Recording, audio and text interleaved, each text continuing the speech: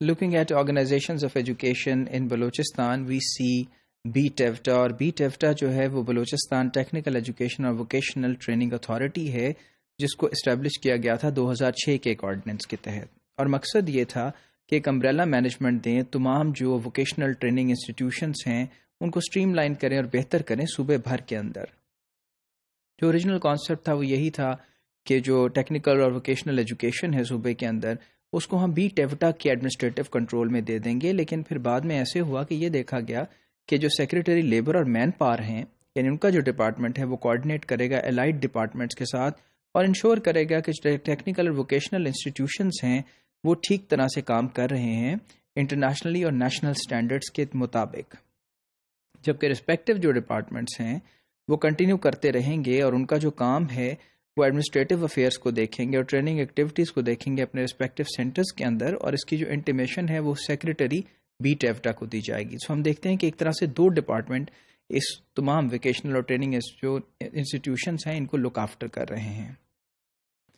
Further ہم یہ دیکھتے ہیں کہ ڈپارٹمنٹ آف سوشل ویلفیئر جو ہے، ڈپارٹمنٹ آف سوشل ویلفیئر کا کیا کام ہے کہ یہ لٹریسی اور نان فارمل ایجوکیشن یعنی خواندگی اور غیر رسمی تعلیم کو دیکھتے ہیں اور کس طرح سے اس کو کنٹرول کر رہے ہیں صوبے بھر میں اپنے directorate of literacy and non formal education کے تحت۔ اس کے بعد ایک اور ادارہ جو ہے وہ national commission for human development ہے، جو کہ ہم دیکھتے ہیں کہ لاسٹ ملٹری رول کے اندر اس کو ڈیولپ کیا گیا، ایک نان گورنمنٹل آرگنائزیشن ہے جو کہ فنڈ اس کو مل رہے ہیں وہ فیڈرل گورنمنٹ سے مل رہے ہیں۔ اینڈ دین وی سی کہ بلوچستان کے اندر اس نے ایک بڑا امپورٹنٹ رول ادا کیا in setting up satellite schools in remote areas and literacy centers in all districts, یعنی تمام جو اضلاع ہیں اس کے اندر لٹریسی سینٹرز بنائے اور سیٹلائٹ اسکولز جو ہیں ان کا قیام اس نے کیا، جو کہ ایک بڑا امپورٹنٹ جو ہے وہ قدم تھا۔ اور پھر اس کی مانیٹرنگ جو ہے processes supported the work of the directorate of literacy and non formal education. پھر اس کے جو مانیٹرنگ پروسیسز ہیں انہوں نے جو ہم دیکھتے ہیں کہ جو ڈائریکٹوریٹ آف لٹریسی اور نان فارمل ایجوکیشن ہے اس کے ورک کو بھی سپورٹ کیا۔ سو ایک تو خود ادارہ ہے، اس کے ساتھ ساتھ دوسرے اداروں کو بھی مستحکم کرنے میں اس نے اپنا کردار ادا کیا ہے۔ لیکن 18 امینڈمنٹ کے بعد جب تمام پار صوبوں کو دے دی گئیں تو پھر کوشچنیبل ہو گیا کہ یہ ادارہ کس طرح سے ایگزسٹ کرے گا۔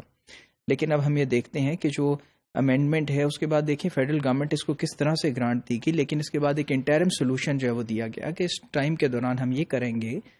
کہ ایڈ ہاک فنڈنگ جو ہے فیڈرل گورنمنٹ کو وہ اس کو دیتے رہیں گے، لیکن اس کا فائنل جو سٹیٹس ہے وہ ابھی وضع نہیں کیا جا سکا۔